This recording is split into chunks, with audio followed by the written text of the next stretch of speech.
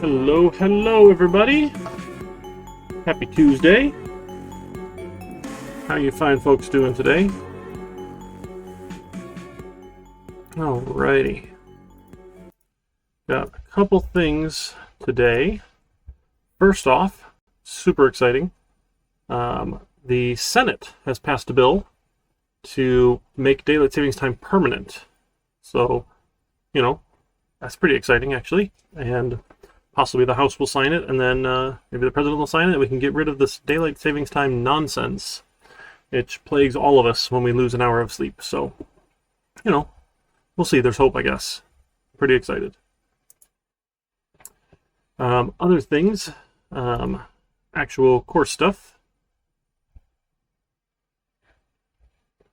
We are in week 10 now, believe it or not. 10 out of 16 because we have break there, so really like 9 out of 15. So we're getting close to 2/3 of the way through. We're going to get through chapter 11 and just a tiny bit of chapter 12. So I think this chapter 11 and chapter 17 will be the last quizzes that we do, because we didn't have a quiz for chapter 8 because we only did a small portion of it, and we didn't do a quiz for... Did we do a quiz for chapter 7? I don't remember if we did or not, but we're past that now. So we'll have a quiz on chapter 11 this week, just the arrays portion, and then a quiz on chapter 17 when we get to Java FX. Because we don't do all of 12, we don't do all of 15, we don't do all of 16 either. So hopefully that's working out okay. And then we've got our project coming up due.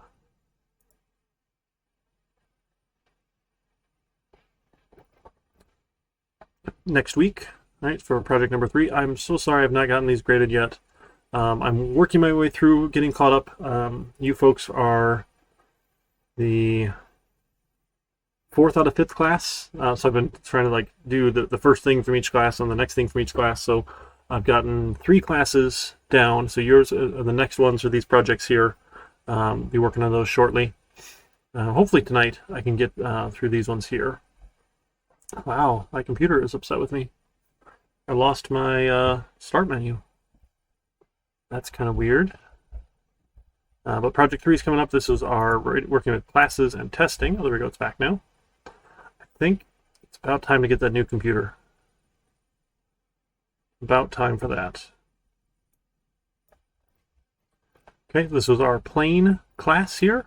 Change altitude, and then 100% code coverage in terms of unit tests. When you do submit, make sure you include the self-assessment rubric. All right, so you score yourself.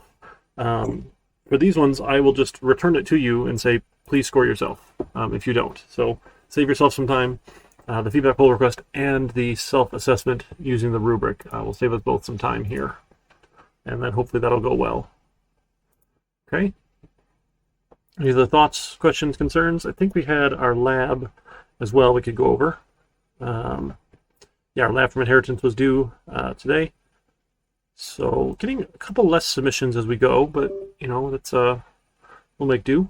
So let me go edit this one here. And I am excited to say there's a different IDE, a different integrated development environment we can use that actually is a little bit nicer than NetBeans here. It's the Intellij Idea Ide. So it's from the fine folks at JetBrains, and there's a community edition which is free. So if you just go search for Intellij Idea,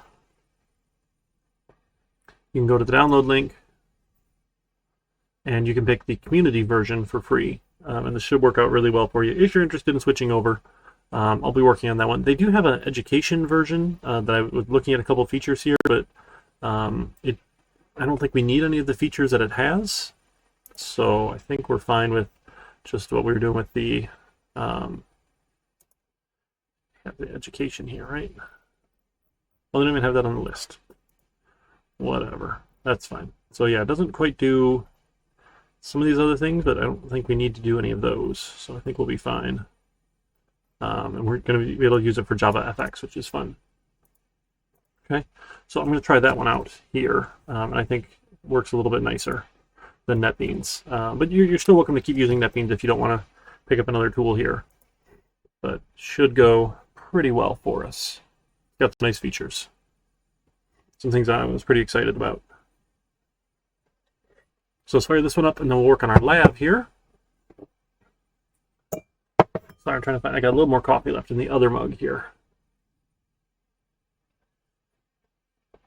So how's your folks' weeks going this week? It's still early in the week, right? The weather wasn't quite as nice today, but it's supposed to get nice. The next couple days, be excited. Maybe I'll be able to spend some time outside again.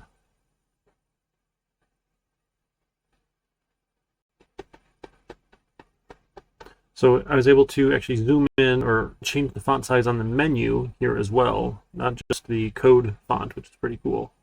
Thought that was fun. We'll see. Week's been rough. I'm sorry to hear all. That's no fun.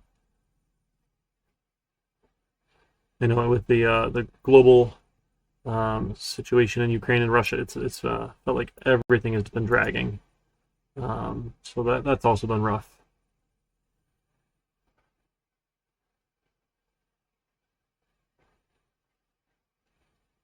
Yeah. All right. So I don't need this project open, so I'm going to close that one down. There we go. Did I lose it? I lost it all. That was Python. There we go. Here, so we can do a new project. I played with a couple of them here. So we want the new Java project here, and it will probably find the JDK for you. If not, you can click Add JDK and just point it to where it goes real quick. It's pretty fast at that.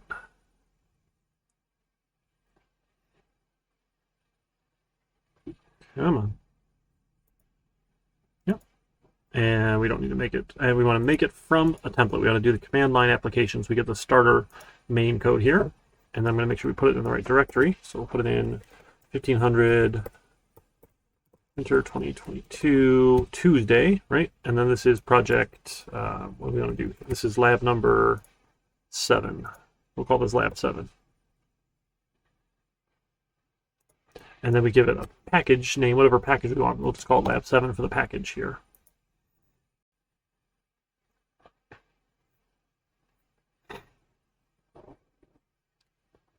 Here we go. So we get our project view.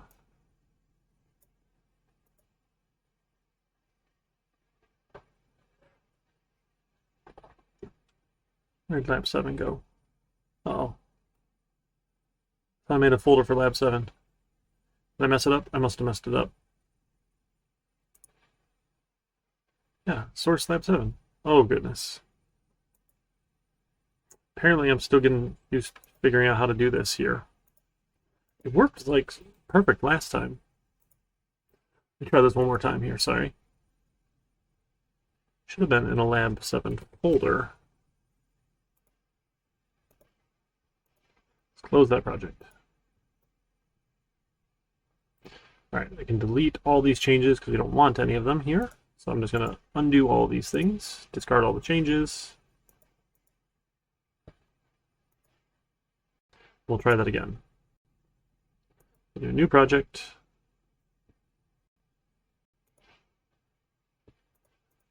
Command line app. Aha. Are you a fan of Eclipse Night? You know, I've used it a little bit before, but it seemed clunky to me as well. But maybe it's worth looking at again here. Winter 2022. We need a folder here for lab 7. Isn't that what I did before? Didn't I put a folder there? Okay, directory doesn't exist. We'll create it. There we go. So I must have typed something wrong last time. Use it daily. Okay. I'll have to give it another look then with Eclipse. All right, now we have lab 7. Right, we got our source folder. We have the lab 7 package. We have our main class here. And we can start writing some code. So again, just for fun, let's make sure it'll actually work here. Okay, as long as you have enough RAM. Yeah. I guess that's useful here, right? Making sure you have enough. Give it a little test here. And give it a run, and let's make sure it runs for us. I just got tired of the beans. Like, the plugins never seemed to work right, and then it irritated me a little bit.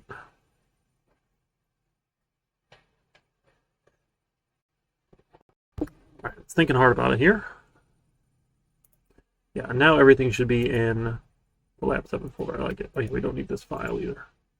Discard that one. There we go. So everything's inside of Lab 7. I like that. That looks much happier. All right.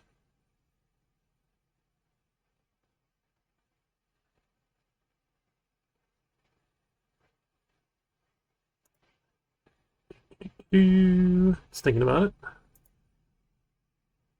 All right, here we go. So it runs the Java executable. Let's go do this thing with, here's the class path.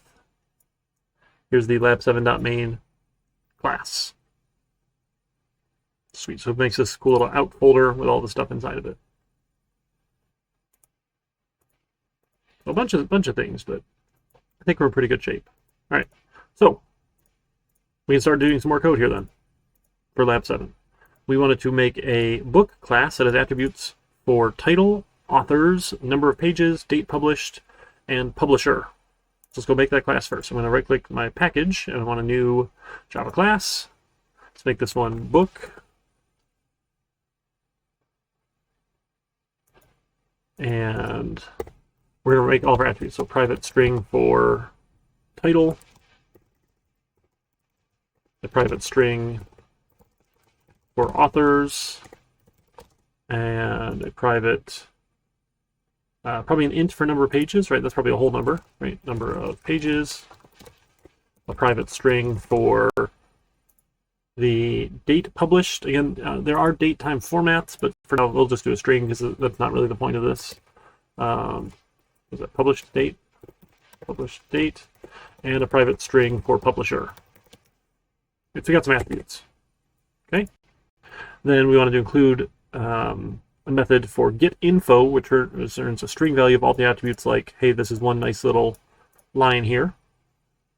Now we can also decide whether or not we want a constructor or we want set and get methods. So generally you'll have a get method for most of your attributes. If they should be changeable, great, we'll add set methods. If they shouldn't change, then we need to make sure we take them as parameters in a constructor.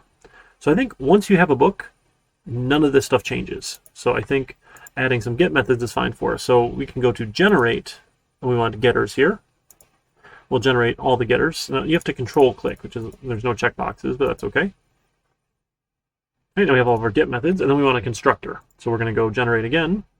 And in NetBeans, it does the same idea. It's like insert code, I think was the NetBeans one. So we want to take all of these as arguments here, which field we should initialize in the constructor.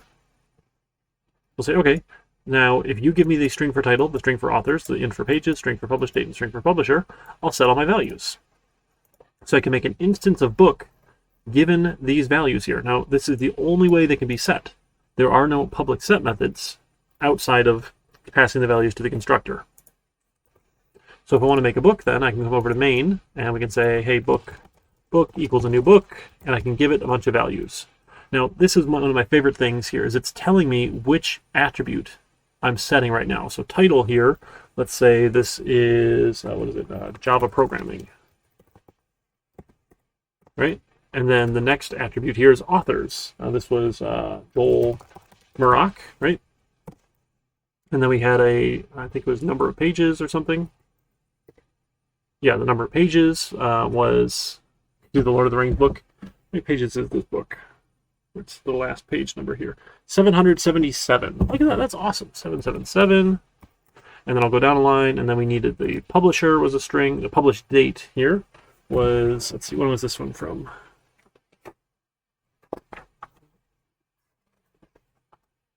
Let's see. 2017. Oh, it's a little old, isn't it? Oh, he's got a new edition out now, I think, actually.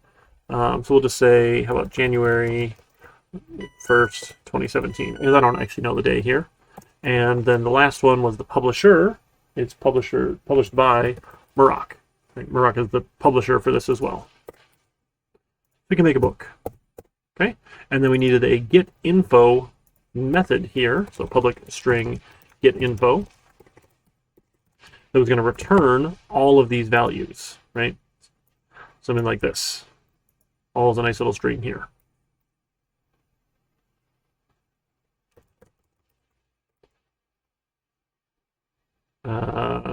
Nope, that's not quite right. Look at that, it added in all the new lines for me. How helpful is that? That's actually like really cool. I'm pretty excited by that. That was a cool copy paste. Probably one more new line after that too as well. Oops. I don't know, it might look a little funny here. Title plus, and then we can edit the title. And then we can say plus that new line. Author plus the authors line. Plus the new line. Plus number of pages, plus number of pages. My goodness, I can't type here, friends. Okay, date published, plus the published date, plus the next new line, plus the publisher, plus the publisher, no, publisher, plus the new line. Maybe we don't need that ending new line. This is probably fine here. And then formatting is Control-Alt-L instead of the Control-Shift-F or whatever, but it still auto-formats for us. So we can get all that info here, right? Then I could say from here, then I could print out my book.getInfo. We should get back out all this information. Nothing super novel at this point, just making sure it works before you try to take advantage of some of the inheritance now to make our ebook. Let's see. All right, just thinking about it. Here we go. Java programming, Joel Murrock, number of pages, published date, publisher. Awesome. Looking pretty good. So I think we want some other spaces here, though, right? Because we were running right up against those parentheses, the colons. Okay, we have book. Now we're going to write a class ebook, a subclass of book, which adds attributes for font size, current page. Okay, so we're going to add the font size and the current page. We're going to track what page they're on. Here, we're going to override the getInfo method to include the new attributes. And then we're also going to write a subclass for audiobook, which adds some other information, and we're going to update getInfo. Okay, so let's add a new class. A new Java class. This was ebook here. And we'll say ebook extends book here. And then right now it's yelling at us, saying there's no default constructor available in Lab 7 book, right? One of the things we have to be able to do is to call the constructor for our parent class if it doesn't have a default constructor, a no argument constructor. So we need all this information. Then ebook also had, what was it, font size and current page. So we're going to have a private string for font size. It doesn't even might be an integer, but that's just fine. And a private string int for current page.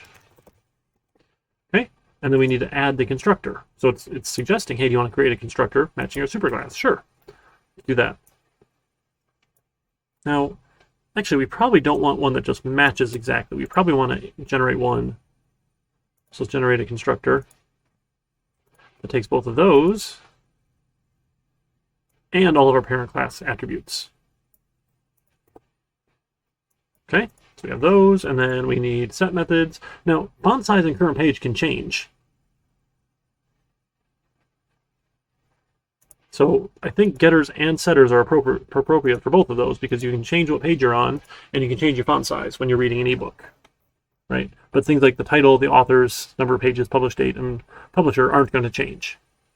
The publisher of an ebook might be different here.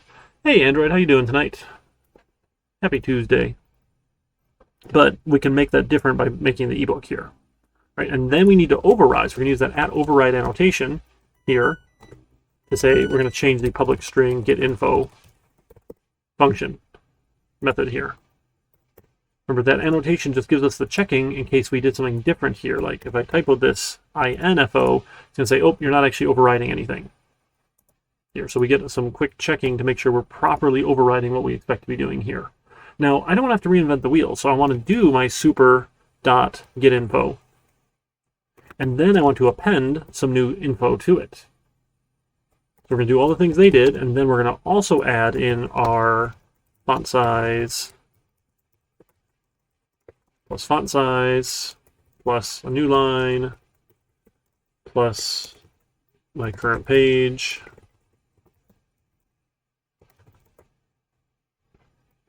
we'll take that down the line, I guess. Current page plus the current page. Okay, so we're going to override that behavior. So then I can go and make an ebook, right? Ebook equals a new ebook, and we'll just do the ebook of the Maroc programming book. How about that? So for font size, we'll say font size 12, and then current page, let's say we're at 425. And then we can print out our ebook.getInfo and see if we get that string back out and give that a run.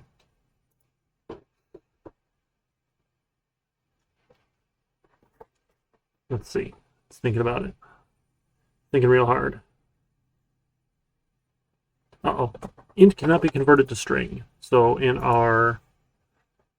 font size was supposed to be a string here. That's right. Instead of an integer. That's what we did wrong. Try that again.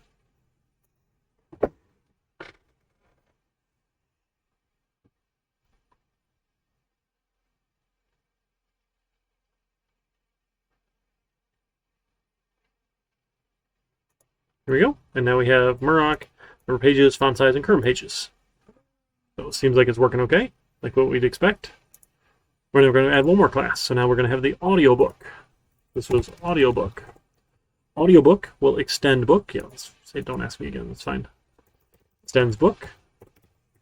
We'll have a different than extension of book. Now, audiobook was going to have some attributes here, right, for narrator and total duration. Again, as strings is probably fine here. So a string for narrator and a private string for total duration. Probably should have had like a string in here too for the current location. String current, I don't know, is it current time in? Like, because you say like 2 minutes, 2 hours in? Current time or current position time? I don't know. So, something, sure. Doesn't really matter too much. And then I can go and generate my constructor, given all of these values. It'll do my superclass one for me, because it's super handy. Do those. Now, total duration and narrator won't change. They should not have set methods, but current position will change.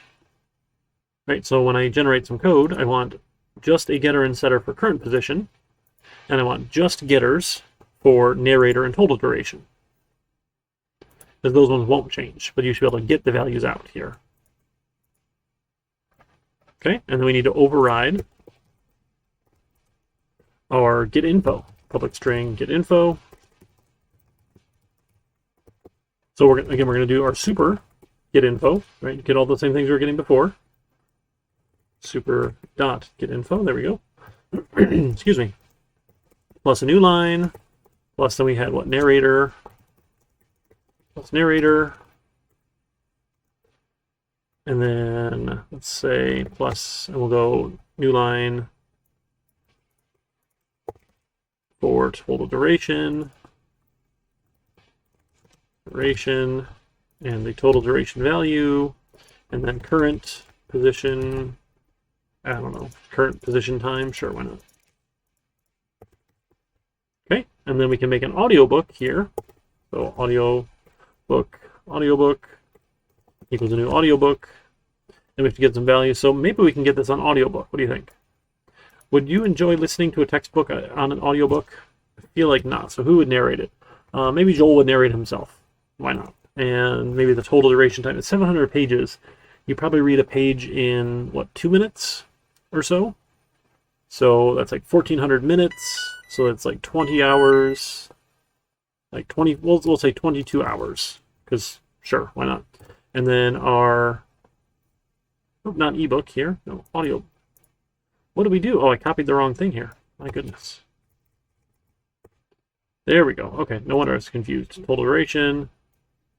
And then the current position was going to be, we'll say, I don't know, 2 minutes. And again, you can use better actual times and things. We're just, that's not really the point of what we're doing here. So we don't, don't need to worry too much about that. And we can take our audiobook and get the info for that. And make sure that one spits out what we're expecting. Again, we could do unit tests too. That'd be the more proper approach here to write some tests. But we're just trying it real fast here.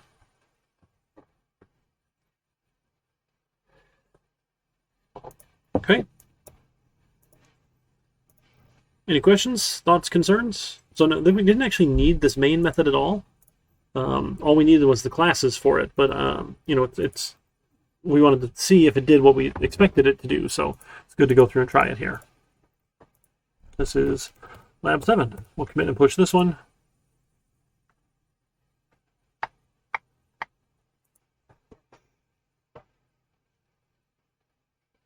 Any questions, thoughts, concerns?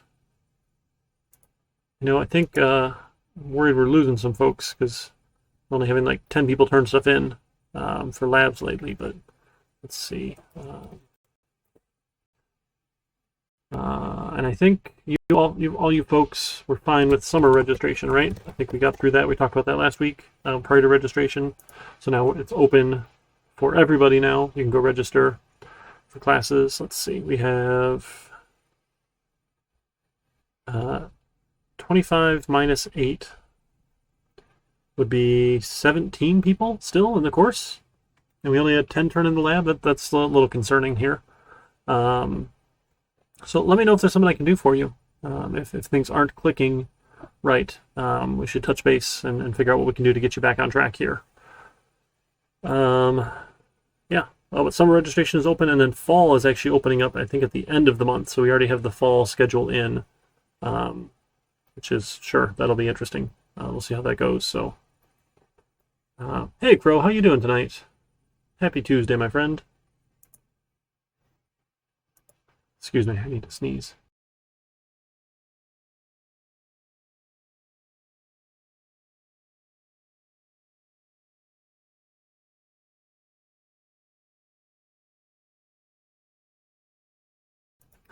Man, I thought the feeling went away, and as soon as I was going to say, no, I don't have to sneeze anymore, it came to me.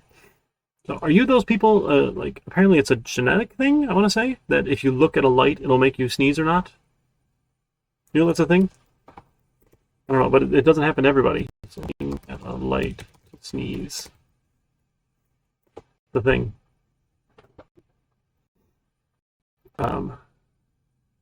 What is a sneeze? Up to a third of the population can trigger sneezes by looking at a light. Photic sneeze reflex, or PSR, or Achoo syndrome? Really? Really? I feel like I just got dad joked. Use light mode editors. So you've desensitized yourself to it. You're not used to the dark screen. Or you're used to all the brightness because you don't use dark screens. Is that what that is? Okay. Oh, this code with me is why that's what's supposed to be fun with this education version. You can like send someone a link and they can essentially join your session. I think screen sharing is so easy nowadays though that this is not super interesting or worth having to like license this thing separately. So but it is sort of a neat feature, I guess, of their education version. Tests and code. I can do tests. I'm not sure what you mean by tests and code, though, Crow. we were working with tests on Monday or Tuesday. I think it was on Monday. Working on. Today is Tuesday, my friend. Wow. Yeah, we could add tests. I think automating it's a little bit trickier, perhaps, because we didn't pick a particular build tool at the moment. We probably run, go back over and start up a new project with Maven or something. But yep. So here's our lab. Yeah, I'd have to. I'm sure there's like a build step or something you could do. It's been a little while since I looked at it. We'd run them all by manually here. There are some cool hooks we can do with the GitHub Classroom stuff, though. I'm pretty excited. All right. I have to sneeze again. Oh, my goodness. Or maybe not. All right. We're okay. So we start a new project here. So we're going to move on to our arrays and array lists. Excuse me. I think if we did a Maven project or a Gradle project, either one of those ought to make life a little easier for you for all the testing stuff. But just a basic Java one's easy enough for what we're doing for now. Make a command line app. Let's call this one Arrays and ArrayLists. Let's make that our package name, Arrays and ArrayLists. Excuse me.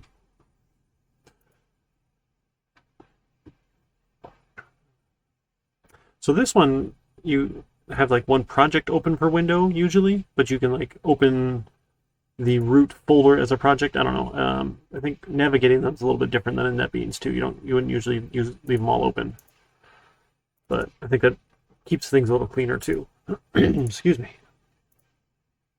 And this little structure view is really nice too. You can see your class and all your functions, which is fun. This is a fun little menu. All right, so yeah, let's just always add. The idea of an array is a way that we can store multiple values using a single variable. Now, I like to use this sort of example here if we wanted to have a, say, a bunch of scores. So if I wanted to have all the midterm scores, right, I could say int midterm score 1, I could have int midterm score 2, and on and on and on. And you can see this would be pretty tedious here. So what we do instead of that is we say, hey, I want int midterm scores, and then we use these square braces. The square braces are short for the array type. So you can make an array out of any type that you want. All that means is you now have a collection, a bunch of them that we're going to store together. So midterm scores, and then we say equals a new int array, and now we have to tell it how many we're storing. So I have, say, 17 to save here. Oops, sorry, I thought I had new. That must have disappeared. So you need to have the square braces, mean array, and then you have to say equals new, and then you use the type again, and then the size. So you have your variable name, square braces. Technically, you can put the array over here too, and say it's an int array for midterm scores. Both work. I don't remember which one people find more common or not, so either way it's fine. Now, to access individual values, we're going to use this array notation again, and we have to give it what is called an index value.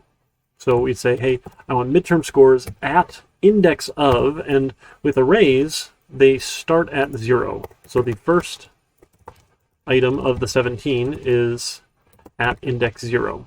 So that's where we say square brace 0. So it means like at index 0. Right, this square brace is 0, saying at index 0, and then we can assign values or we can get the values back out. So we'll say, okay, hey, how about the first one was 100? And then we can say midterm scores of 1 is going to be, we'll say 97. And we can keep on going and going and going and going, doing a bunch of these. Now, still assigning these is a little tedious, but if we have 17 different values, we just have to do that here. Right. What we could do instead, we could do a loop. We could say for. Now, for loops are the most common ways to loop through arrays. We can say for, and then in our for loop, we'll say an int index equals 0. Index is less than, and now arrays have this thing called their length. So the array variable dot length will tell you how many items you have. In this case, 17 items. And we want to add 1 to index. So we're going to start at index 0. We're going to go up to, but not including the length, taking index up by 1, and we'll take midterm scores, index of the index variable, and we'll say everyone gets 100. Now, arrays will always have indexes 0, have indexes 0 through the length, but not including.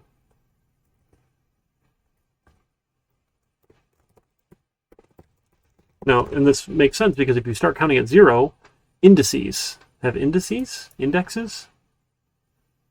Is indices really the word? I've always said indexes. Okay. Because if you have 10 items, you're going to have index 0, 1, 2, 3, 4, 5, 6, 7, 8, 9. There is no index 10 because you don't have an 11th item. So let's draw this out real quick. Oh, okay, the indexes or indices. Interesting. So a lot of times we'll kind of draw this out with a square braces here, and we'll say, okay, this is index 0, index 1, 2, 3, 4, 5, 6, 7, 8, and 9. This is 10 different values here, right? This is size 10, or length 10, right? Maybe we should say length 10. Length 10. So you get out values. So there never is something at the index of length, because there is nothing here. Now, the reason arrays are really cool is that you get really fast access to any value in an array in memory. Because when we create an array, what it goes out and says, it's the operating system needs to give you some memory. Java says, hey, I need room to store 10 integers. Operating system. So Java, I don't know why I wrote a D there. That's weird. Java, the Java virtual machine, it's an A there, right? Says, hey, operating system, I need room for 10 ints. The operating system says, sure, you can have x, 2, 3, 4, 4. And it saves, remember, because ints are 4 bytes long, right? So you get 40 bytes from here down to here in your storage. So each integer, right, at index 0 is this location. The memory address of the next integer is this plus 4 bytes. So that'd be x, 2, 3, 4, 8. The next thing is plus 4 more bytes. So that's x, 2, 3, that is 4, we get 9, A, B, C, because hexadecimal is weird like that, right? And then we have 4 more bytes, and 4 more bytes, and 4 more bytes. So you can get to any location immediately by giving your starting address. So it's the address plus the size of what you're storing times the index. So that means if you want the thing at index 0, size times index goes away. It's at the starting address. So the first value is literally at 2344. So that's why everything starts with zeros. So it's always 0 base. So we're going to give everyone 100 here to make it nice and easy. Okay? So this is for looping through arrays. Now there is an enhanced for loop. So that enhanced for loop is read-only. Okay, so you can't change the values. We say for each, and we say int score in midterm scores. I'm sorry, we just say for. Sorry. Get my languages mixed up here. So the enhanced for loop says for each value, so for each score, each value in midterm scores be referred to as score in the loop. And we'll do this once for each value. So here we can just print out the score. Now this is read-only in that if I try and change score, it's not going to change it inside of the array. Here. So let's give this a run real quick. And we should get out 17 100s. Right, because we just set them all to 100 using the loop.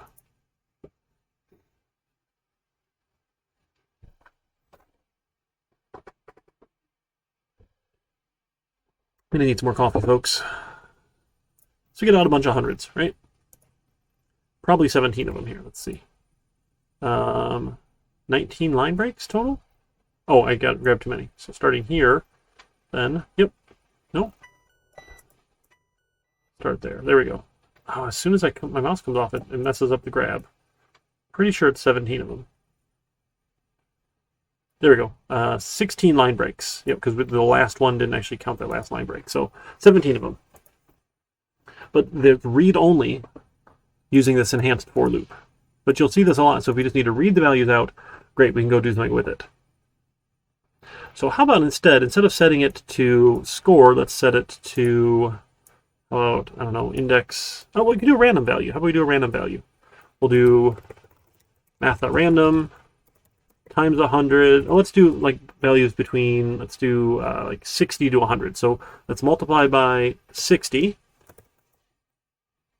So we'll get numbers 0 to 59, right? And then we will add in, and we want this as an integer, right? So you have to explicitly cast it as an integer, right? And then add in, so if we want to go, this will be 0 to 59. Let's do 0 to 60 here, plus 40. Should give me 60 to 100, right? And then let's run it and see, we should get 17 mostly different values. We might get a duplicate or two in here, but mostly different values between 60 and 100. Let's see what we get.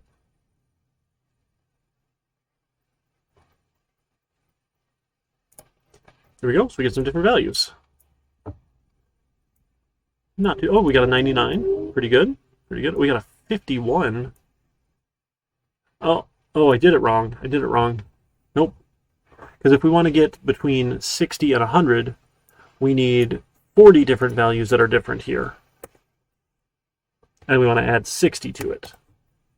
Right? Because then 60 is the minimum number here, and 60 plus 40 is the maximum number. Okay, that's right.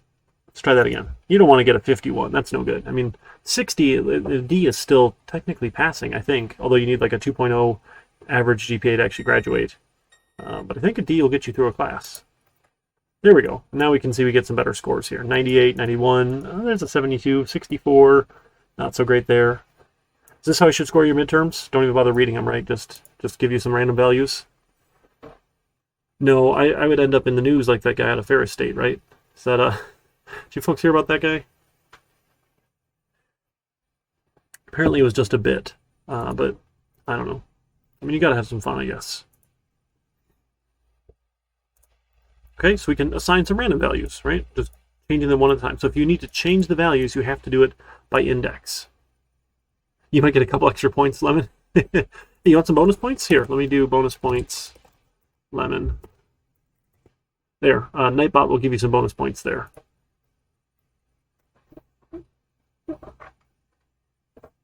Let's see. So that's an array. So an array is a bunch of values next to each other. Now let's pull this down a little bit here. Now arrays don't have to just be of regular types or primitive types. They can be of classes. So probably more easily then, let's do, how about a string array for names? Let's say equals a new string array of size. Let's just do, let's do 8 here.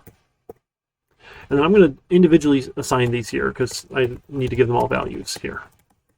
So we'll have Eric, and names of 1 is equal to Jasmine, and names of 2 is equal to Joy, and names of 3, right? Index of 3 will be Jeb, and names index of 4 is equal to Vivi.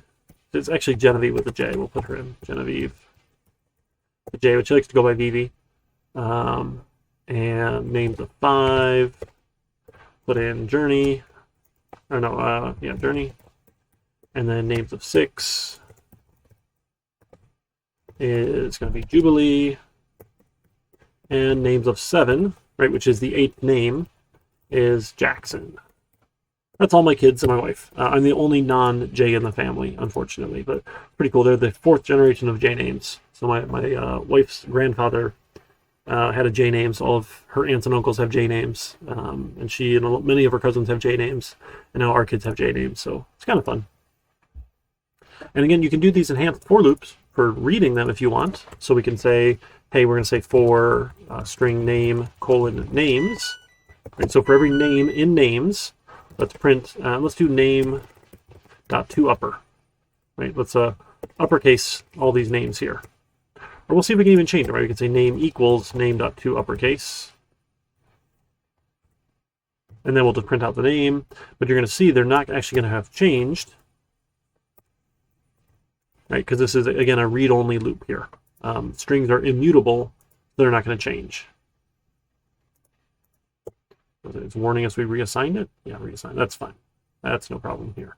So because strings are immutable, right, this won't actually change it here, and it's an enhanced read-only loop, so I'm not actually going to change the value inside of it here.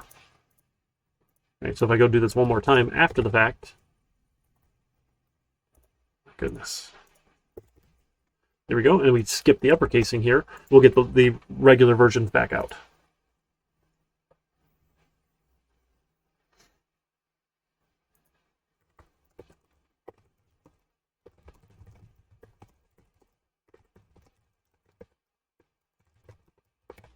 Right, so we see the regular values here, but then here's they've been uppercased for printing, but then they're back to their regular values after the fact. And arrays are fun in that you can put a breakpoint in, and we run this in debug mode. You can see the values. You kind of expand your variable to see what the values are. So let me show it to you here in debug mode. Now you do want to be careful here. When you make arrays of primitive types, you get default values. When you make arrays of reference types here, arrays of reference types will default to null, which is dangerous. You know, warning, warning, danger, danger. Arrays of primitive types will default to their default value, which is generally 0. So you can see, hey, my midterm scores has values, and my names here, if I expand it here, I can see all the values. Now I don't see the value of 7. It is null, right? Names of 7 is null currently. Second step, and now names of 7 is no longer null, it is Jackson. Right, so you can kind of expand these arrays to see what's inside of them here, which is pretty cool. Okay. So, but because they're null, you have to be careful, right? If we don't actually assign them all, if we were to like say, hey, let's do size 9, and I forgot to do something, and I were to say, let's do for string. Oh, here, let's do another loop over here. For name and name, print. Yeah, right here. This will do it for us. We go and run it here.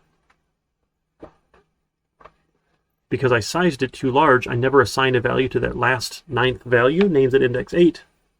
When it goes and runs, we get, uh-oh, can't invoke string.toUppercase because name is null. That last name here, the 9th name, is null, and if you say something that's null, you can't call methods on it, and it crashes. You get a null pointer exception, which is no fun. When it's nice, it says, hey, do you want to put a breakpoint there? And it can make a breakpoint right at that location for you, which is super cool. So it's got some really fancy stuff here. I've been kind of impressed with the Intellij Idea Ide here. Yep, so gotta be careful. Nulls will do bad things for you here. But anyway, so let's go back to our scores here. If I wanted to find, say, the largest score, the smallest score, right? Just in English, how would we go about that, right? So if I said, hey, I'll tell you a bunch of scores, and you have to tell me which one is the largest, right? Well, you're going to start with the first score and assume that's the largest until you know otherwise. And then you're going to see, as I mentioned numbers, if it's larger than the other one. So we're going to say the largest score, or highest score, is equal to my midterm scores at 0. Because that's the first one, right? So the first is the largest. Largest, till we know otherwise.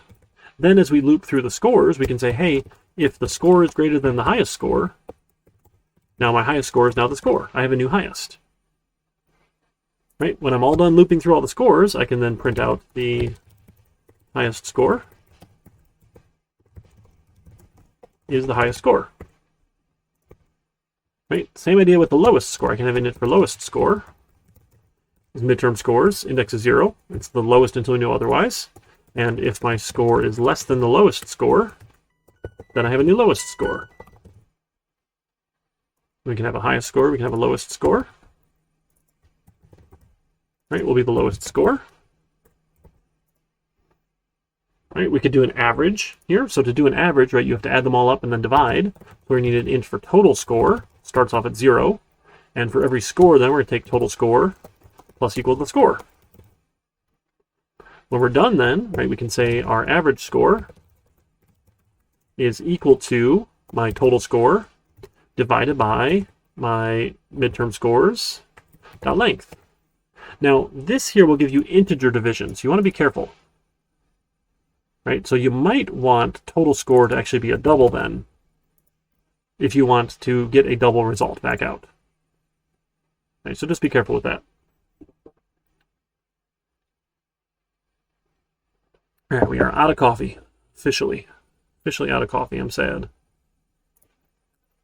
Let's see, so the highest score is 98, the lowest was 60, the average was 78 point dot dot dot dot dot dot. Let's see if that checks out. Right? Oops, bring it up a little bit. So 98 looks like the highest that I can see. Yep, looks good. Is 60 the lowest? Let's see. 60 is the lowest, looks good. I don't want to try and figure out the average myself, because that seems like a lot of work, right? That seems to check out.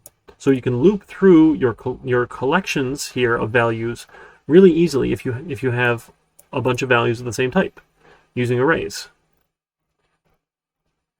Okay?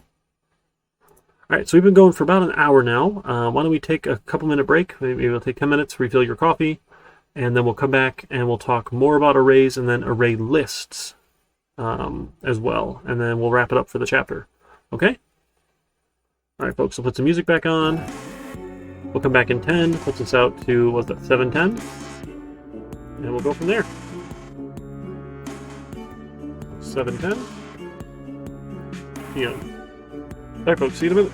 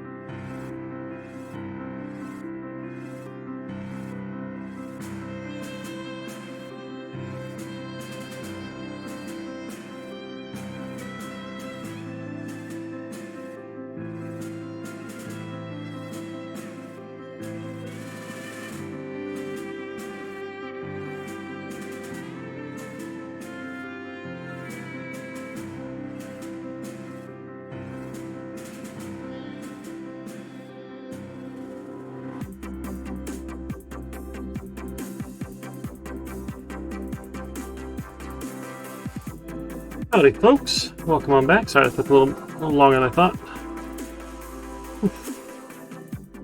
Alrighty. So let's keep doing a little more work here with arrays and see. Remember, one of the things we talked about with inheritance was this idea of polymorphism, that you can treat one object like another object. Right? So if we inherit from it and they all have the right if they are all of that type, then we can treat them like that type. But at runtime, we'll get the correct version back out. So let's go and make here a list, or I'm sorry, an array of type book. So we'll have a book array here, and we'll call this our shelf, equals a new book array. And we'll just do size 3. And then I can say, hey, shelf at index of 0 is equal to my book. I can say shelf index of 1 is equal to my ebook. I can say shelf index of 2 is equal to my audiobook. Shelf.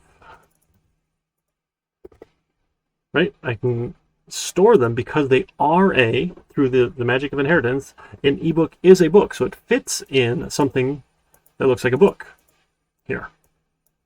And then I can do my enhanced for loop. I can say for book in shelf, really on shelf, but in, sure, we can print out book.getInfo. Oh, we can't call it book. That's right, we already have a book here. Book on shelf, sure, why not? And when getInfo runs, it will run the correct version at runtime of what the type actually is. So we'll get the polymorphic behavior, we'll get the audiobook getInfo, we'll get the ebook getInfo, even though we've said, hey, it's an array of type book. We'll get the correct version here, which is super cool.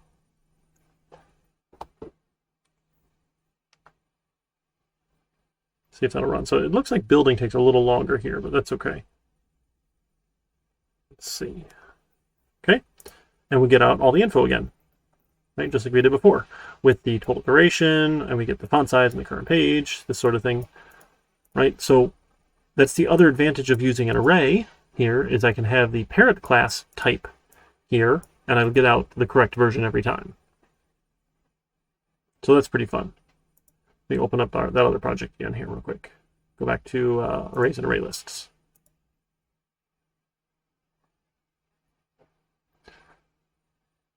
Oh, we don't need that locale thing. There we go. All right, so we store a bunch of values, right? We can get them by index. So the next thing we want to look at is what an array list is. So this is just a basic array here in Java. So this is essentially primitive, this array, and it's a fixed size. So they're a little tricky to use. Like, hey, I want you to enter a bunch of values for your receipts. If you don't know how many there are, just like we were kind of doing like a while loop with some sort of sentinel value, it's not going to work. You might have to oversize your array, and you can say, okay, maybe I'll have room for 100, and I don't actually use all 100, and then counting them will be tough because that sort of thing, and it makes it tricky. So arrays are great. They're very commonly used, but what is better is an array list. So we're going to say array list. Now, the array list notation says type of, so you use a greater than and a less than sign here. And then it's a little bit particular, is that you can't use primitive types. Primitive types. And I have no idea why. But what you can use then is like capital I integer or capital D double are the class versions here. So if I wanted that list here, it could be of type integer with a capital I here. Could be scores then equals a new array list. And then that's a constructor, so I need a set of parentheses. And then we need to add the import here. Let's import our class. So this is java.util.ArrayList is what we're importing here. So you use the type here, and then you can have the type here. It doesn't hurt to have it twice, but it's going to tell you that it's not necessary. The explicit type argument integer can be replaced with just empty braces. So it saves a little bit of typing, sure. Now, what's cool about array lists here, notice you don't have to tell it what size. So there's no need to declare a size. Array lists are flexible. You can add to them and you can take things out. So to add to them, I'd say scores.add, and I would add a value. right? So then I could say, hey, how about int score is 0, and while score does not equal -1, let's say please enter a score, oops, or -1 to stop. And then we'll have score is integer.parseInt of the keyboard.nextLine. Oops, we didn't actually make a scanner class here, so we'll make scanner keyboard equals a new scanner given system.in. Okay, and we'll add our import for scanner. Okay, we can get the next line here, and then if score does not equal -1, then we can then go add it to scores. We can say scores.add score. And then it gets a little bit funny here. So, I mean, some people might prefer saying, while true, and then if score equals -1 in here, then they would break.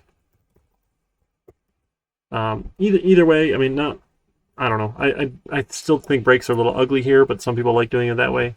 I'm going to put back this way because this is what I prefer. But I guess it's a little bit redundant, so I feel bad I have the same check twice, but it's okay. Probably not the end of the world here. So then we'll just get a bunch of scores here, and then we can do the same sort of finding the min, max, and average. You can use that same enhanced for loop if you want here. So we'll have int highest ArrayList score. Now, to get the first value out, it's scores. Now, there is no square base index of, it's dot get. And you get an index. We get index 0. So instead of the scores array, index of 0, it's dot get, right? Arrays. And then we'll do the same for the lowest ArrayList score, and then an int, or how about a double for total ArrayList scores. And then we can loop through. We'll say for int score in scores. So the enhanced for loop works the same way. Oh, it doesn't like score. I don't know. How about single score? I don't know. Why not? I just don't want to use S. I don't know. That's fine. ArrayList score. Why not? I can say if my ArrayList score is higher than the highest, I have a new highest ArrayList score. Then I have a new highest, the ArrayList score. Same with the lowest. If I have a new lowest, if my ArrayList score is less than the lowest ArrayList score, then I have a new lowest equals the ArrayList score. And then I'll take my total ArrayList scores plus the ArrayList score. Okay, and then we're done. Give that a little format here. There we go. When we're done, we'll say highest ArrayList score is, what's the highest ArrayList score and the lowest ArrayList score. ArrayList score is the lowest ArrayList score, and then the average is equal to my total. Now, there is no length property, but what we get is scores dot, I think it's count. Scores dot, is it count? Oh, it's count. Scores dot, oh, it's size. Scores dot size. So use size instead of length.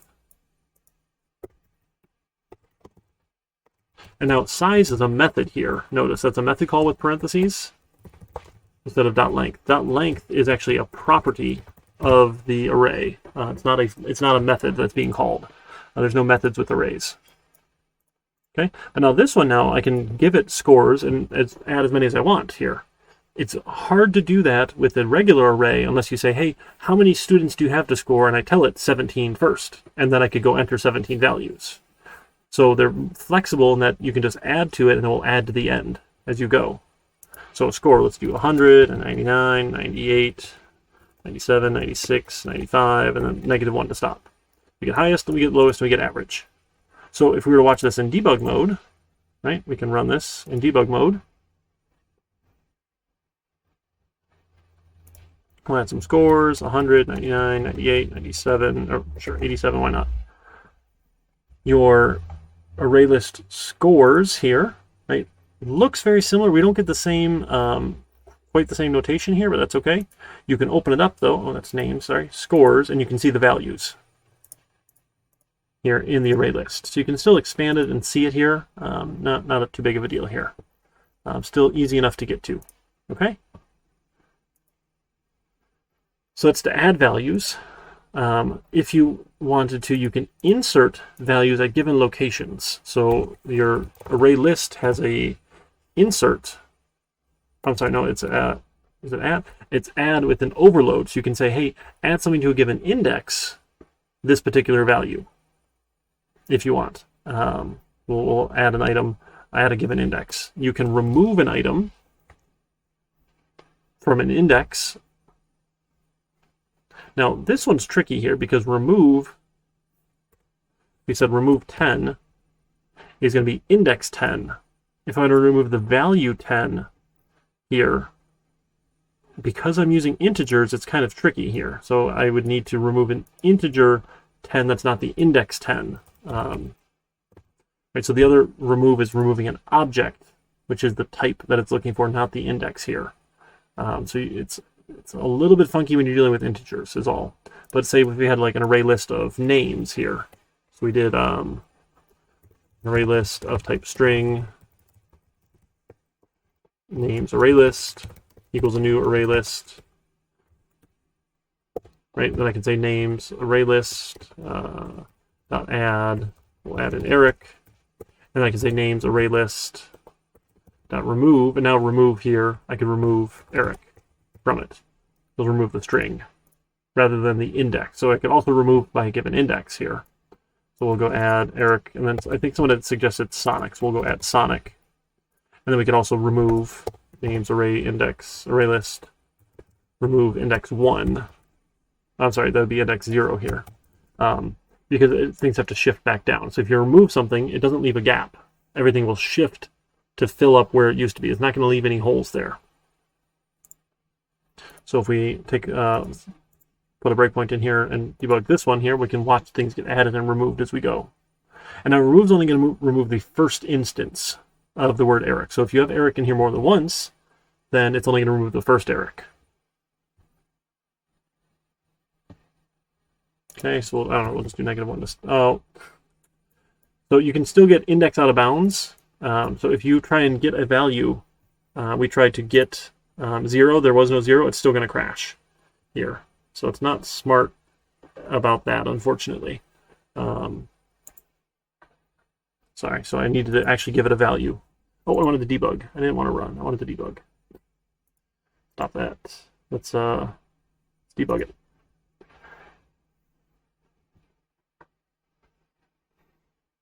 Array lists are the worst, Crow? Really? Oh my goodness, my friend. They're the best. All right, so now we're going to see this names array list get created here. Oh, sorry, that was the first breakpoint. We want the names one here. Okay, so now the names array list here is empty. It's size 0. To set a value.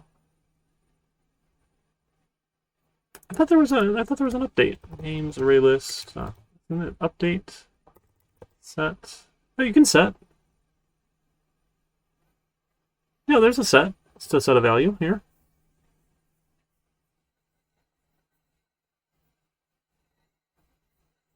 Looks like they're set. It'll set a given value. Oh, yeah. Okay, so you can't, you're saying you want to like pre-size it and say, hey, it is a given size. So it has an overloaded constructor. You can give it, say, like size 10 for an initial capacity. It's still technically not there yet, but it will save you the resizing for the initial capacity setting. So you can just add a bunch of nulls or something, right? All right, anyway, so we're debugging this. So we're going to watch it get added here. So now our array list names here, we added Eric at index 0. And we add Sonic, that'll be index 1, and we remove Eric here. Now it's gone. Now Sonic moves down to index 0, so I can remove index 0, and now it's empty. So arrays or array lists are fantastic. I am partial to ArrayLists simply because they're resizable. They technically take up a little bit more space in memory. They're ever so slightly slower because it actually uses a class behind the scenes. For our purposes, we could care less, right? The things that we're going to do and the scale that we're doing things, that's not an optimization we care about. Now, if you're doing things like millions of operations at a time, over and over and over and over, yes, then we want to start looking at optimizing things. But for our purposes, we just want to get the job done and we want to use the easy tools. So ArrayList becomes the easy tool for that purpose for us. What does it not like here? Oh, we never used it. That's fine. Yeah, it's telling us we typoed things. Wow, I repeated a word. Danger, danger. Look at all these helpful hints here. These are so nice. I love this tool. So much nicer than NetBeans. So much nicer. Okay, so we could practice using arrays and ArrayLists. Yeah, I think lists are so much nicer. Definitely.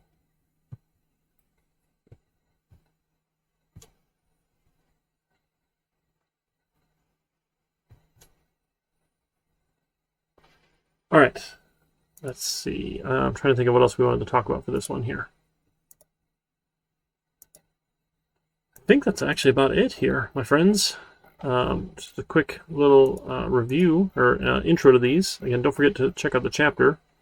So we will do a quiz on all of the array chapter. Let me see if there's anything else I missed from the array chapter. That was 11, right?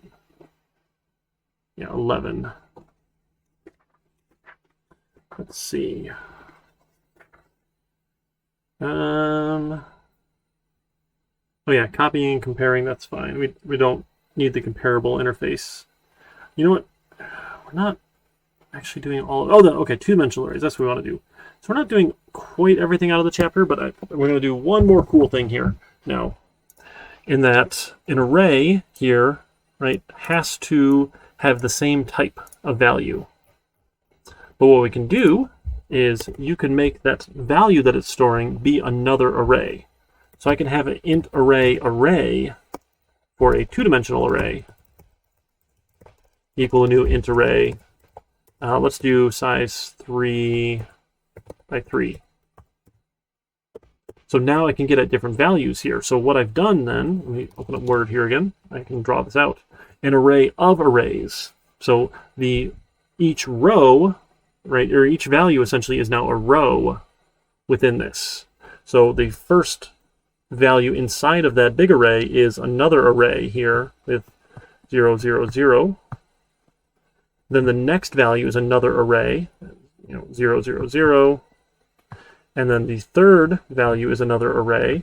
So we like to think of these as two-dimensional arrays, right? So here's the start of the array, here's the end of the array. Each one of these items is another array. So we think of them really as row and column. That's what I was missing, these two-dimensional ones.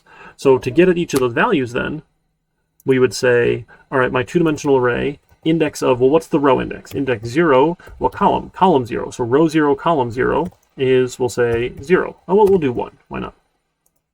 So now it's array, variable, index of row, index of column here. So for the first row then, column 1 and 2, we'll set some numbers, 2 and 3. And then the next row, columns 0, 1, and 2. So row 1, columns 0, 1, and 2. Set 4, 5, and 6. And then for row 2, columns 0, 1, and 2, we'll say 7, 8, 9. Okay, so if we run this in debug mode, we can take a look at it real quick. We'll see this is a two-dimensional array, so it's an array of arrays. And these are super fun.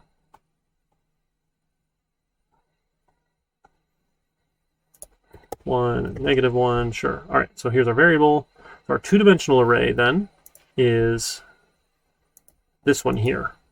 Each item, so index 0 is another array of zeros, another array of zeros, and another array of zeros. So the view it gives us is actually really handy here. We can see all those values. When we go set all those values here, come on, come on, come on. Now we see we've set all of these values here. So I have 1, 2, 3, 4, 5, 6, 7, 8, and this last one here will be 9. Right? So row 1, row 0, row 1, row 2 here as a two-dimensional array, which is super cool.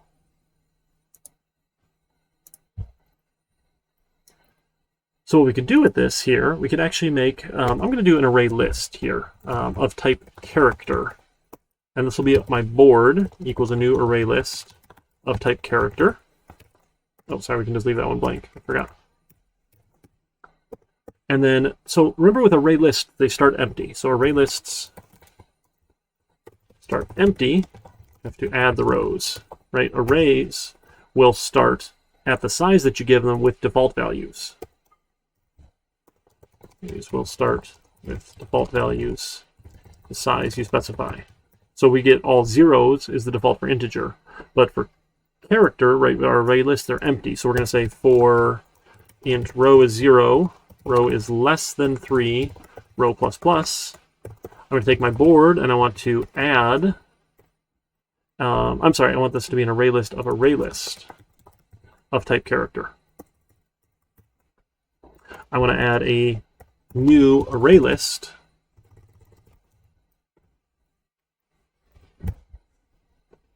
so for every row I need to add that row in here. So we're adding a new row, and then for int column is 0, column is less than 3, column plus plus. Let's take my board dot get the row dot add. So remember, getting the row here will get me the array list I just added right here. Gets the new array list. So getting the row, then now we can call add, and I can give it, so for characters I want to give it a blank character to start. So this will add a blank, a blank, a blank 3 times for 3 rows. Blank, blank, blank, blank. So this will give me a little tic-tac-toe board. Okay? And then we can have a little setup here. We can say as long as our game's not over, we can keep on going. Right? We can kind of play a game. So let's build this out here. Why not? Let's make a little class. Oh, you know what? Oh, maybe this might be fun for lab, but we'll do this one for example here. So let me actually go add a class here. Let's add a class for tic-tac-toe. And sure, let's add it. And then tic-tac-toe then will have this thing here. Let's do this. So it's going to have a private array list of board, and then we'll make a constructor for tic-tac-toe that will go and nope, that didn't work.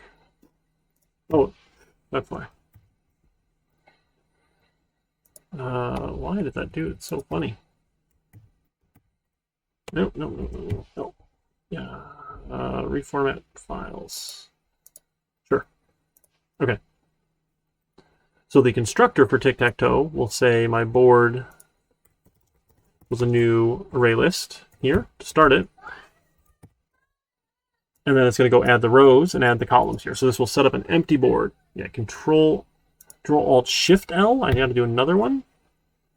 Okay, I thought just Control-Alt-L would do the regular formatting here. So Shift-L does like for a file. Okay. So then what we want to do for tic-tac-toe is we want to have a method here, boolean is game over. Right, so how do we know if the game's over with tic-tac-toe? There's either someone won or we have a cats game. Right, so we can do that. So we can return is, which is really tie, right? Is tie, right? Or someone won, has winner. How about that? So now we need to write those methods. So we'll write a method, public boolean is tied, probably is tied,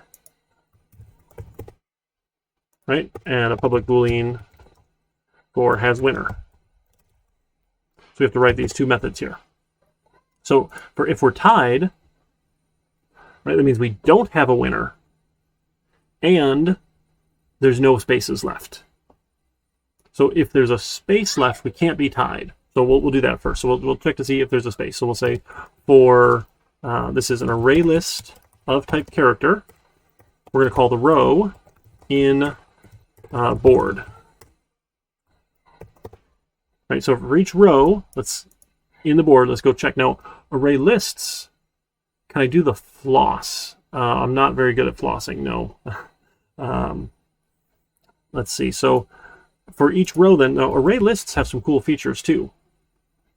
One of them is contains, and we can say, hey, does it have a particular value here? So we can say, hey, if the row contains a space, then we can return false. It is not tied because we found a space. Right?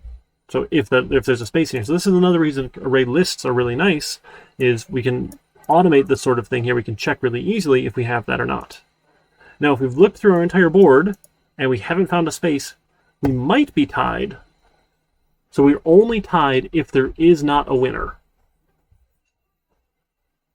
Do the floss to take a brain break. So we need to see if we haven't won and there is no space, then it's tied. But if there's a winner, then it can't be tied because there's a winner. What's up? Not right now. What's up? Just ignore it. So we want to say, so we're going to return not as a winner. Because if there is a winner, it's not tied. Right? Is a winner, we can't be tied. Okay, so if we did find a space, we return false right away. We never even get to here. We never get to check this. Right?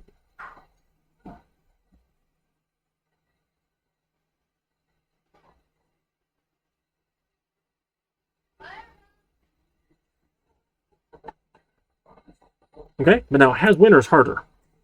Now this one though, you can either win row by row by row, column by column by column, or diagonal. So let's break it down. So we'll return has winner by row, or has winner by column, or has winner by diagonal. Right, this is that functional decomposition. We're going to break this down little by little by little by little. So it might seem a little excessive, and maybe it is, but it's okay. We can do all of these really nice and easy. Boolean has winner by row, then. So for each row, then, right, we're going to see if the row.get 0 does not equal a space, right? And then they match.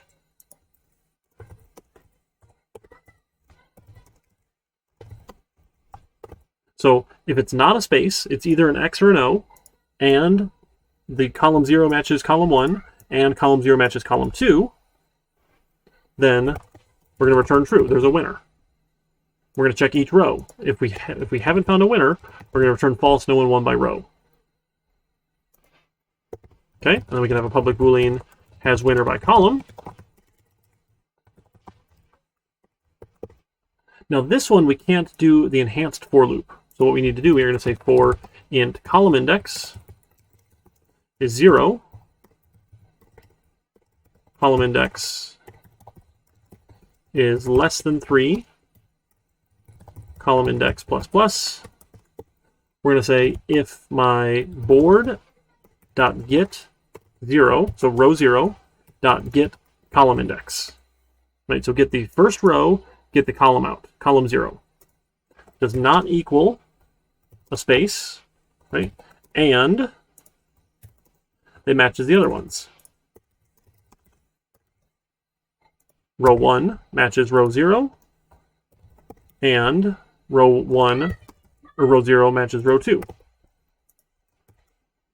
If that's true, then we'll return true. We found a winner. We do this for each column. So starting with column 0, the left-hand side, the middle one, and the back one. Right?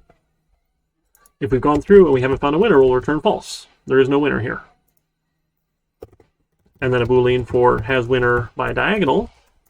Similar idea. Now this one is even harder to loop. I mean, we really could, but it's really not too bad here. So I'm going to essentially copy this one here. So we're going to return my 0, 0. So get 0, 0 is, yeah, definitely there's two diagonals. So we're going to do two different comparisons here. So really, actually, the center here. So if 1, 1 is not blank, and then, right, because so 1, 1 is that center one, right? If we're looking at the indexes here, right, this is 0, 0, this is 0, 1, this is 0, 2, this is 1, 0, 1, 1, and 1, 2, this is 2, 0, 2, 1, and 2, 2, right? Row and column, row and column, row and column. So the center one can't be blank. And then either 0, 0 matches 2, 2, and 0, 0 matches 1, 1. Oh, let's do 1, 1 and 2, 2. 1, 1 and 2, 2. Right, so if the first one is not blank, and the corner matches the center, matches the diagonal, right? That, or we're going to do the other diagonals here. Let's see, so let's do this one here. So then this is, we want row 2, column 0 matches the center. Row 2, column 0 matches row 0, column 2.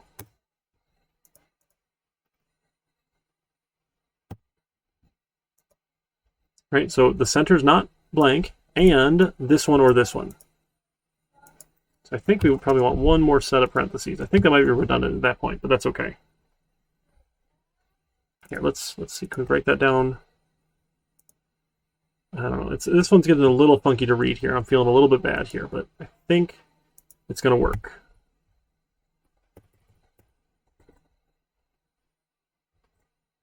Ugh.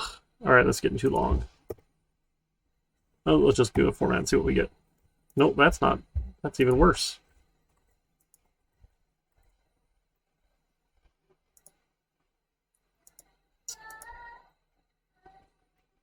I don't know. I'll put the or down here or something. I don't know. I'm not loving this, but so my font's kind of large, and maybe I can scroll this over, and it'll fit on one page, and I won't feel too bad.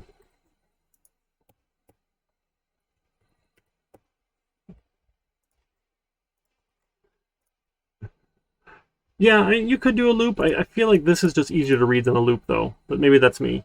Definitely could do a loop. So this is our diagonal, right? Center's not empty, and it matches. Okay, so then is game over? Is it tied, or is there a winner? So to play tic-tac-toe then, right, all of this then, well, let's maybe we'll do tic-tac-toe first. Why not? Because we don't have to go through the rest of this. We'll say tic-tac-toe equals tic-tac, or I don't know, game is a new tic-tac-toe. Right, and we can say while game dot is game over, while not is game over. Right, let's keep on going. Well, what do we want to do? So tic-tac-toe should have a way to right, place a piece, and it should know whose turn it is too. So we should have a private character or char really for whose turn, current player. We'll say it always starts at X. It'll be X's turn here. So then we'll have a public char, I don't know, get current player, and we just return the current player. I guess that's just a simple get method, isn't it? That's fine. And then we can place a piece. So we'll have a public boolean. Now we're going to return a true or false here. We're going to tell you whether or not it worked. So we're going to say play or make mark or something, or I don't know, mark given an int row index, and an int column index. Okay, so first we're going to check. We can do, hey, if the row is less than 0 or the row index is greater than 2, that's no good. Or the column index is less than 0 or the column index is greater than 2, that's no good. Right?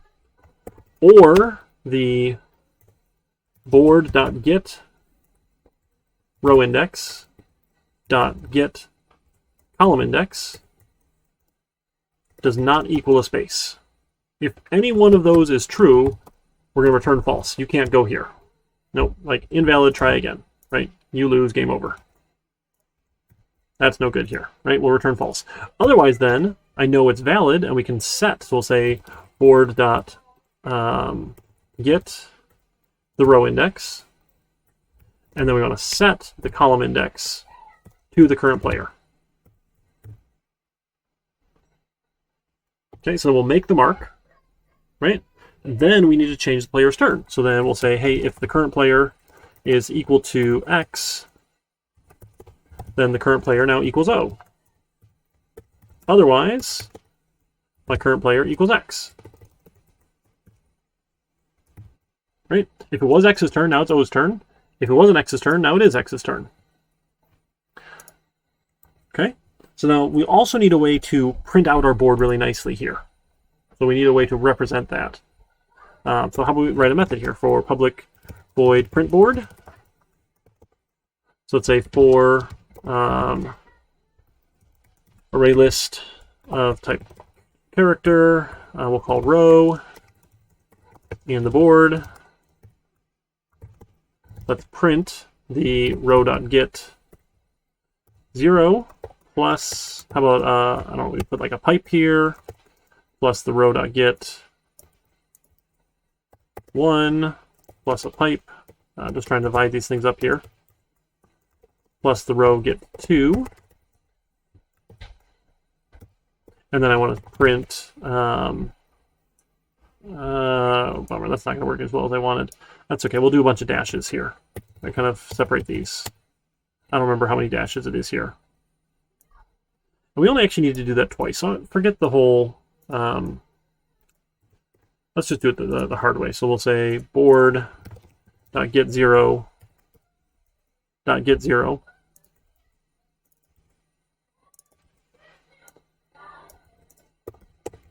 Because I want to repeat it twice here, and all I'm going to do is just change the row number here. All right, I'm feeling bad about this. I'm feeling bad about it, right? Because the only thing that's changing is that one value, but 2 and 2. We can fix this up better later. Don't worry. We can always come back to it. So now we should get the X's or O's and a bunch of dashes. X's or O's, dashes, bunch of dashes, right? So we can print the board. So while the game's not over, we'll say game.printBoard, and then we'll spit out the, I don't know, game.currentPlayer plus its turn,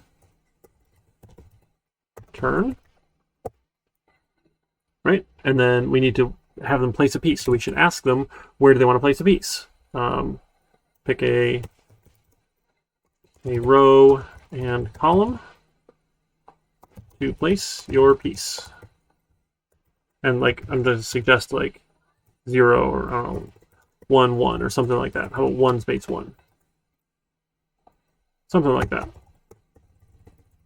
Okay, so we need to get their input. So the string for their location is my keyboard.nextLine. We need that scanner class. Where'd that go? Move that up here. Is the keyboard.nextLine. Now we have an int for the row index then is going to equal the first letter. So that's my location dot, have we done substrings yet where we looked at, like, let me get out one particular value here? I don't know if we've done that or not. That's okay. So we'll just do, how about, we'll just pick a row. Pick a row. And then we'll have a int for row index is integer.parseInt of the keyboard.nextLine. We'll do the same, pick a column. Column. Let me have a column index.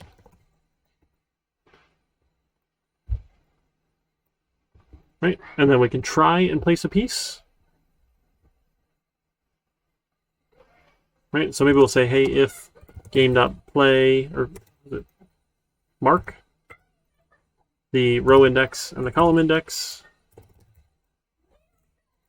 So if mark was successful, right, if we were able to mark a piece, oh, we never returned true, so we should return true here, that yes, it was successful. So if it was invalid, great, otherwise successful, great here. So we'll say, hey, if we didn't mark the piece, then we'll say invalid choice. Try again, right? And then it's just going to go back and print the board again and say this player's turn. But at least we give a message here if it didn't work. Okay, and we should just be able to play the game now. Should we try it? Let's see if it works. So do you guys want to play tic-tac-toe against me? I'll let chat go first. So you pick row and column, right? Remember, 0, 0 is the top left, and 2, 2 is the bottom right. Okay. Oh yeah, we got too many dashes here. How many do we have? Too many. 4 too many. Goodness gracious. Okay, 4 too many of them. I should have counted. So 1, 2, 3, 4. 1, 2, 3, 4. All right. So Crow's going 0, 0. So 0, 0. You dropped an X. Okay. So I'll go 1, 1. All right. I'm in the center. Where do you want to go next?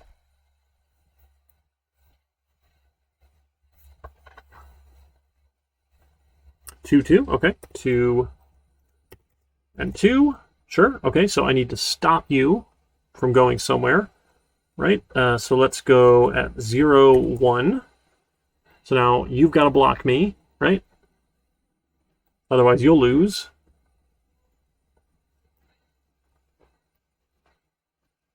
So where are you going to go now? True wild card? What? 2, 1, okay, 2 and 1, sure, okay, so I need to block you, so I need to go 2, 0, okay, now you're blocked, and now I've got 2 in a row, you got to block me, 0, 2, okay, 0, 2, okay, so you have 2 in a row, I need to block you, so I need to go to 1, 2, I blocked you, and the only place that's left is 1, 0,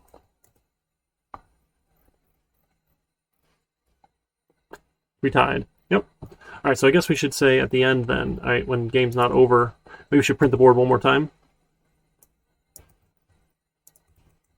And maybe print game over. How about we say game over and then print the board? Game over and print the board one last time here. All right, you want to try again? You want a rematch? I'll give you a rematch. Hey, if you can beat me at tic-tac-toe, I'll give you like a bunch of actual bonus points.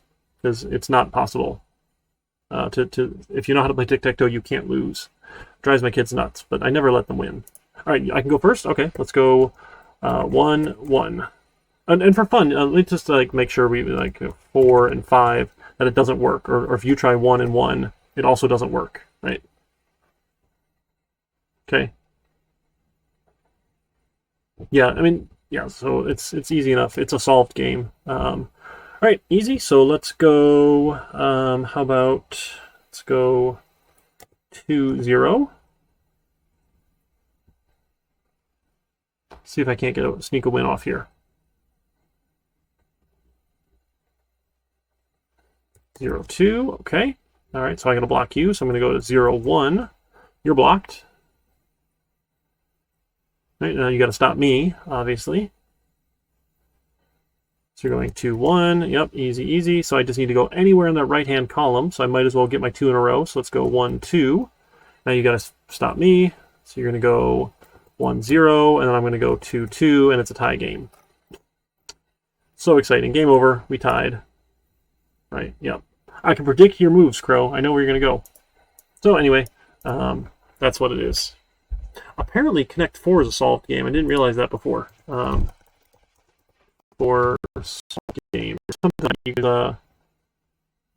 the first player can always win with Connect 4. Yep.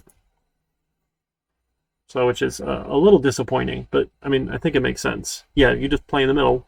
I don't remember what the strategy is. It's been quite a while since I played. But you can always win at Connect 4 if you go first. So, look, Ask Python. Connect 4 game in Python. Look at that. Very cool.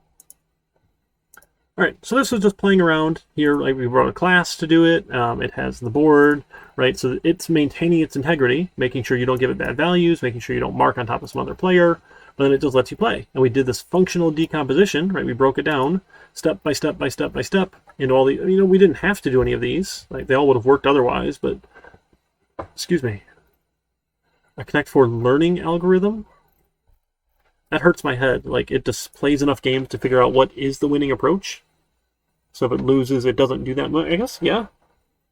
So is it just random? I guess you could just do random moves then, right? So just play enough random games and it eventually figures out what the winning strategy is.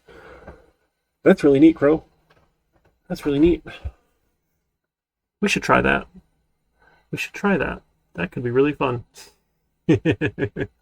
Or maybe not. I don't know. Oh, okay, you did it for tic-tac-toe. Yeah. All right, friends. We got to talk about our lab for today then. Let me go to the GitHub Classroom link here. We'll set up another assignment. So we have the lab and the project due next week, but we're just going to practice with our arrays and array lists here for Lab 8. So this will be Lab 8.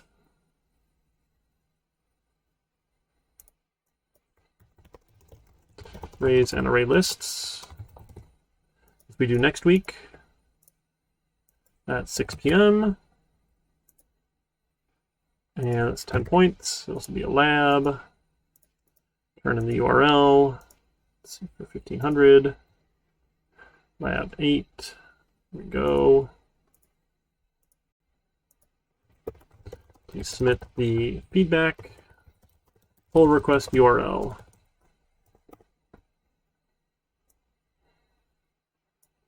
All right, so what do we want to do here? What do we want to do? We need to practice some arrays and array lists. So we did scores for our example already. We did averages, we already did mins, we already did maxes. So let's see, what could we go and store? What would be fun?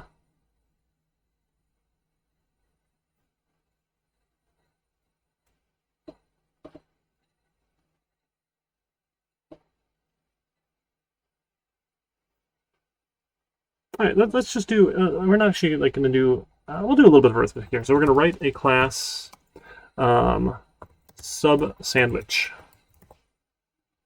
Okay. Sum an array in the Z pattern. Oh my goodness. Yeah. Yeah, playing with matrices is really fun. So include properties for, we're going to have the bread type. Bread type, I don't know. Is type the right word? Like, is it white? Is it wheat? Is it whatever? Length in, now we might have to do centimeters. Oh, I guess subway is inches. So you get the 6-inch sub or the 12-inch sub. We should do centimeters, but we'll do inches is fine. We'll have then an array, or should actually be an array list. Accidentally took so much. Okay, thanks. I will do an array list of type string for our topping, or our toppings. I guess they're all toppings, right? Okay, and then we're going to have a double for price. Okay, so we're going to include get methods for all of our attributes,